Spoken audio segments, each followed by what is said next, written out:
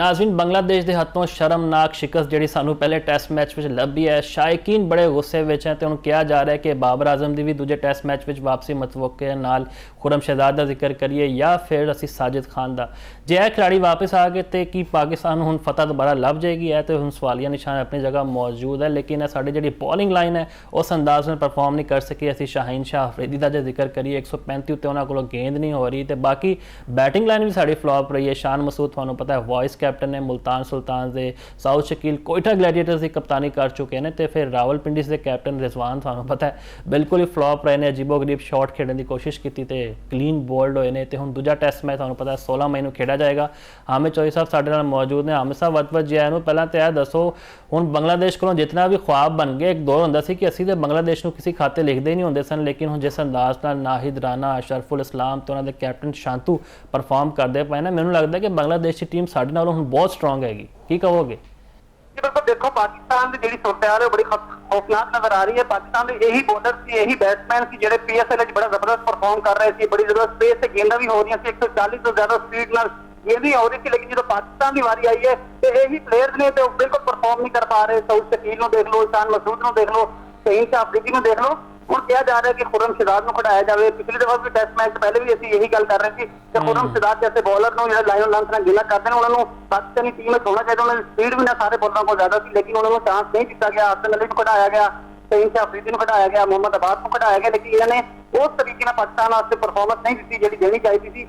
Batting line में देख लो तो नवे मुंडिया ने बड़ा जबरदस्त परफॉर्म किया। अवैस हो या अब्दुल्ला हो, दोनों ने बड़ा जबरदस्त परफॉर्म किया। अब्दुल्ला की जी दूसरी इनिंग इंटेंसिटी नजर भी आ रही थी, पाकिस्तान को मैच जितवाना चाह रहे हैं, लेकिन दूसरे एंड तो पाकिस्तान की विकटें गिरदियां गई तो फिर अब्दुल्ला फजल भी आउट होकर चले गए, जिसको पाकिस्तान को शिकस्त का सामना करना पाया। हुण कहा जा रहा है कि बाबर आजम वापस ले आया जाए। बाबर आजम तो वापस आ जाएंगे, लेकिन जो साढ़े सीनियर प्लेयर्स ने वो कितना परफॉर्म करेंगे? साउथ शकील हो, ये शान मसूद हो, ये सलमान अली आगा हो, मोहम्मद रिजवान हो, ये जिम्मेदारी नहीं ले रहे। जिम्मेदारी लैणगे तो पाकिस्तान वास्ते वक्त बनेगा। जो हालात नजर आ रहे हैं पाकिस्तान ने बांग्लादेश को बड़ा मुश्किल ही नजर आ रहा है कि दूसरा टेस्ट हराएगा। जिदा उन्होंने बॉलिंग है, जिदा वो बैटिंग कर रहे हैं, तो बहुत मुश्किल है कि पाकिस्तान दूसरे टेस्ट से कमबैक कर सके। हाँ साहब जो खिलाड़ी जिवें मैं गल की मुसलसल परफॉर्म करते आ रहे हैं, खुरम शहजाद या फिर साजिद खान का जिक्र करिए, उन्होंने तो असी टीम में शामिल ही नहीं करते। तो हुण कहा जा रहा है कि बाबर को टीम में पावांगे, फिर किंदी जगह पावांगे? साउथ शकील तो असी कट नहीं सकते ना, थानू पता अगले कप्तान ने शान मसूद तो बाद मजबूत उम्मीदवार ने।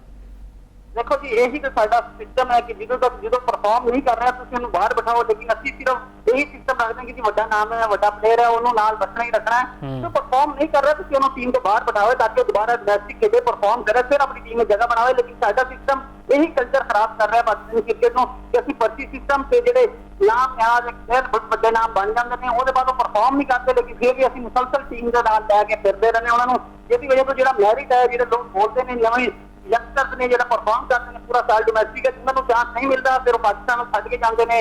पाकिस्तान का तनकीद भी करते हैं कि असी इतना परफॉर्म किया पूरा साल, असी डोमैस्टिक के टॉपर रहे, लेकिन सानू चांस नहीं मिला।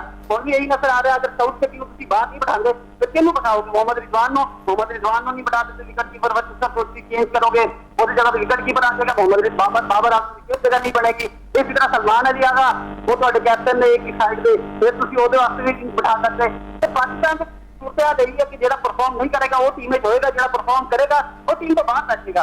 जो पिछले 2-3 सालों तो स्ट्रक्चर नजर आ रहा है वो यही है कि परफॉर्मेंस होवे ना होवे तो सारी तगड़ी होनी चाहिए, फिर तुसीं टीम दे नाल हो।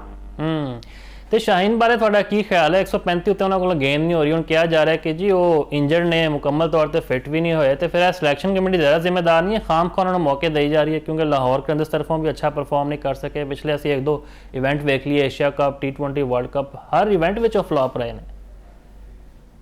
देखो जी यही तो साडा सिस्टम है, किसी का किसी चीज का एहसास है नहीं। अगर अनफिट थी तो लैके कहोगे, फिर अगर अनफिट निकला है फिर जो सिलेक्शन करने वाले फिटनेस टेस्ट प्लेयर करने वाले उन्होंने एहसास कौन करेगा? हमेशा यही होंगे जो बाबर आजम थोड़े दिन पहले इंजरी हुई है बड़े इतराज दिए गए कि बाबर आजम दूसरे दिन फिट किया हो गए, प्रैक्टिस सीधा करने लग गए। यही चीज जी फिटनेस साडी सिलेक्शन है वो फिटनेस है चेक करने वाले लोगों से भी एहसास होना चाहिए कि अगर तुसीं गलत फैसला किया है, गलत प्लेयर को सिलेक्ट करके उन्हें फिट करके टीम वास्ते भेजा, फिर उससे वो इंजर्ड हो गया, उन्होंने खिलाफ भी जो एहसास होएगा, जो कार्रवाई होएगी, फिर इस मामला सीधे होंगे। लेकिन जो हालात ने शाहीन शाह अफरीदी दे उन्होंने PSL से बड़ा जोर मारा, उन्होंने 140 उत्ते गेंदा भी की, लेकिन जो पाकिस्तान की बारी आई ना शाहीन शाह अफरीदी को 135 उत्ते गेंद हो रही है, ना ही वो अच्छी बॉलिंग कर पा रहे हैं। जो बॉलिंग करते होंगे जिस वास्ते वो मशहूर थी कि विकेट लैके देंगे पाकिस्तान को जो भी जरूरत पैंती थी पहला आके करते थे विकेट लेंदे सी, लेकिन ਹੁਣ ਉਹ ਸ਼ਹੀਨ ਅਫਰੀਦੀ ਉਹ ਨਜ਼ਰ ਨਹੀਂ ਆ ਰਿਹਾ ਜਿਹੜਾ ਸ਼ਹੀਨ ਅਫਰੀਦੀ ਪਹਿਲੇ ਹੁੰਦਾ ਸੀ। ਬਿਲਕੁਲ ਆਮਿਰ ਸਾਹਿਬ, ਤੇ ਆਸਟ੍ਰੇਲੀਆ ਦੇ ਖਿਲਾਫ ODI ਸੀਰੀਜ਼ ਦਾ ਵੀ ਚੈਲੰਜ ਹੈ। 30 ਮਈ ਤੋਂ ਸੀਰੀਜ਼ ਸ਼ੁਰੂ ਹੋ ਰਹੀ ਹੈ ਤੇ ਕੈਂਪ ਹੀ ਲੱਗਦਾ ਪਿਆ ਲਾਹੌਰ ਵਿੱਚ, ਜਿੰਦੇ ਵਿੱਚ ਇਹ ਕਿਹਾ ਜਾ ਰਿਹਾ ਹੈ ਕਿ ਸਾਇਮ ਅਯੂਬ ਨੂੰ ਦਾਵਤ ਨਹੀਂ ਦਿੱਤੀ, ਮਤਲਬ ਉਹ ਇਸ ਕੈਂਪ ਵਿੱਚ ਨਹੀਂ ਆਣਗੇ। ਤੇ ਜਦੋਂ ਅਸੀਂ ਤਨਕੀਦ ਕਰਦੇ ਹਾਂ ਕਿ ਜੀ T20 ਫਾਰਮੈਟ ਉਹਨਾਂ ਕੋਲੋਂ ਨਹੀਂ ਖੇਡਿਆ ਜਾ ਰਿਹਾ, ਲੇਕਿਨ ODI ਤੇ ਟੈਸਟ ਤੇ ਅਲੱਗ ਫਾਰਮੈਟ ਹੈ। ਅਸੀਂ ਤਾਂ ਹਮੇਸ਼ਾ ਹੀ ਗੱਲ ਕਰਦੇ ਹਾਂ ਕਿ ਇਹਨੂੰ ਅਸੀਂ ਲੌਂਗ ਫਾਰਮੈਟ ਖਿਡਾਈਏ ਤਾਂ ਕਿ ਇਹ ਮੈਚੁਰ ਹੋਵੇ, ਲੇਕਿਨ ਉਹਨੂੰ ਨਜ਼ਰਅੰਦਾਜ਼ ਕਰਨਾ ਕਿੱਦਾਂ ਵੇਖਦੇ ਹੋ?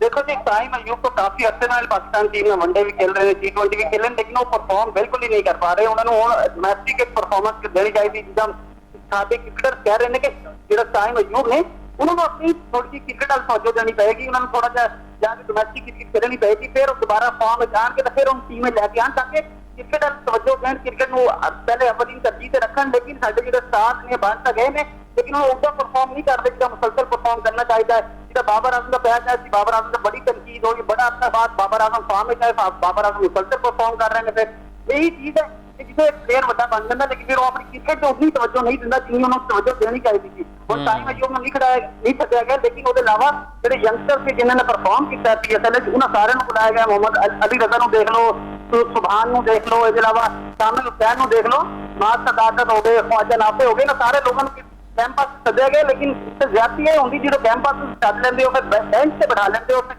16 टीम दे स्क्वाड बनाते हो, फिर बेंच से बिठाते हो ते खिडांदे नहीं, खिडांदे तो एक मैच खिडा के फारिग कर देते हो। होना तो ये चाहिए कि पूरा टूर्नामेंट दो, पूरी सीरीज दो, 3 मैच दो, ताकि उसकी पता चले कि कितना गैप है, कितनी परफॉर्मेंस है, कितना पोटेंशियल। एक मैच देंदे हो कितना प्रेशर होता है प्लेयर, जो प्लेयर ऑटोमेटिकली प्रेशर से दबाव इसके आगे परफॉर्म नहीं कर सकता, जिसकी वजह तो एक चांस मिनट के बाद पूरी सीरीज का बाहर हो जाते हैं।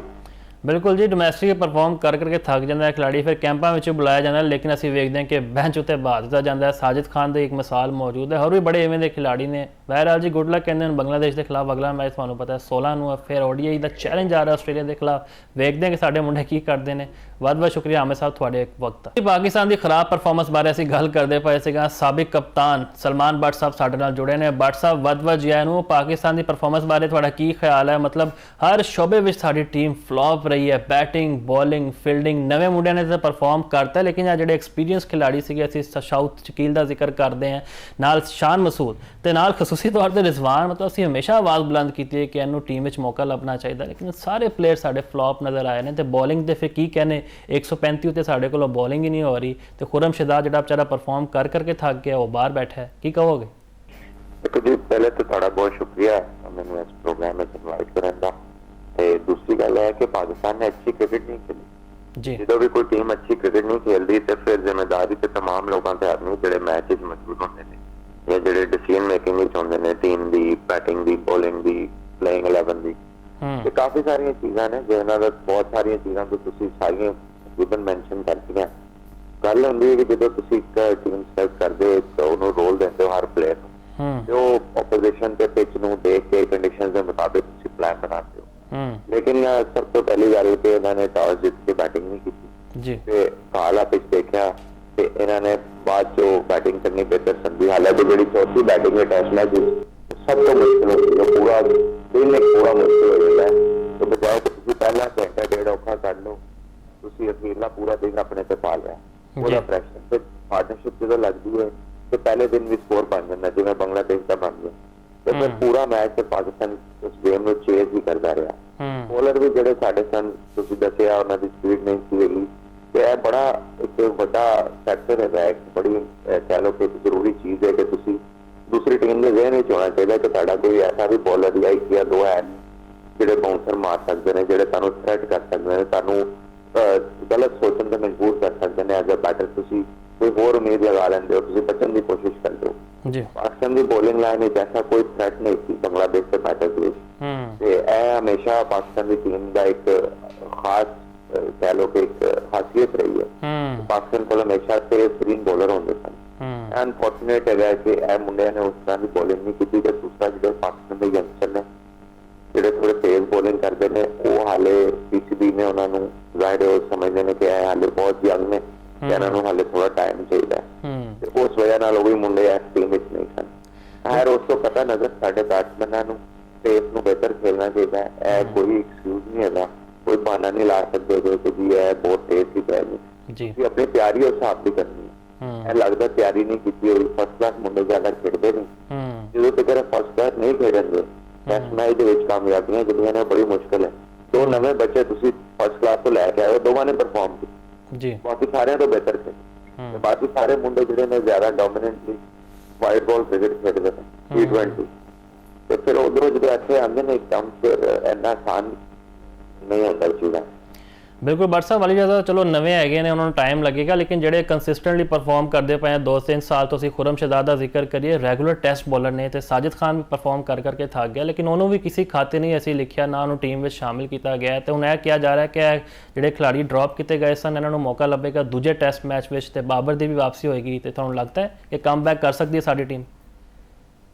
ਦੇਖੇ ਕਰ ਤਾਂ ਸਕਦੀ ਹੈ, ਇਹਦੇ ਵਿੱਚ ਕੋਈ ਮਤਲਬ ਦੋ ਰਾਏ ਨਹੀਂ ਹੈਗੀ, ਕਰ ਤਾਂ ਸਕਦੀ, ਲੇਕਿਨ ਉਹਦੇ ਲਈ ਇਹਨਾਂ ਨੂੰ ਚੰਗੀ ਕ੍ਰਿਕਟ ਖੇਡਣੀ ਪਏਗੀ, ਇਹਨਾਂ ਨੂੰ ਆਪਣਾ ਲੈਵਲ ਰੇਜ਼ ਕਰਨਾ ਪਏਗਾ। ਜਿਹੜੇ ਬੈਟਸਮੈਨ ਨੇ ਸਾਡੇ ਇਹ ਆਪ ਸੀਨੀਅਰ ਬੈਟਸਮੈਨ, ਇਹਨਾਂ ਨੂੰ ਵੱਡੇ ਸਕੋਰ ਕਰਨੇ ਪੈਣਗੇ, ਇਹਨਾਂ ਨੂੰ ਟੈਸਟ ਮੈਚਾਂ ਦੇ ਵਿੱਚ ਵੱਡੇ 100 ਕਰਨੇ ਪੈਣਗੇ, ਫਿਰ ਇਹ ਬੋਲਰਾਂ ਨੂੰ ਕੁਸ਼ਨ ਦੇ ਸਕਦੇ ਨੇ। ਦੇਖੋ ਸਾਡੀ ਬੋਲਿੰਗ ਹੁਣ ਪਹਿਲੇ ਵਰਗੀ ਨਹੀਂ ਹੈਗੀ ਫਿਲਹਾਲ, ਇਹਨਾਂ ਨੂੰ ਰਨ ਚਾਹੀਦੇ ਨੇ ਔਨ ਦ ਬੋਰਡ ਤੇ, ਬੈਟਸਮੈਨਾਂ ਨੂੰ ਜ਼ਿੰਮੇਵਾਰੀ ਲੈਣੀ ਪਏਗੀ ਜੀ, 400 450 ਸਕੋਰ ਕਰਨਾ ਪਏਗਾ ਇਸ ਇਨਿੰਗ ਵਿੱਚ, ਇਹ ਟੈਸਟ ਮੈਚ ਬਣਦੇ ਨੇ, ਐਵੇਂ ਨਹੀਂ ਬਣਦੇ।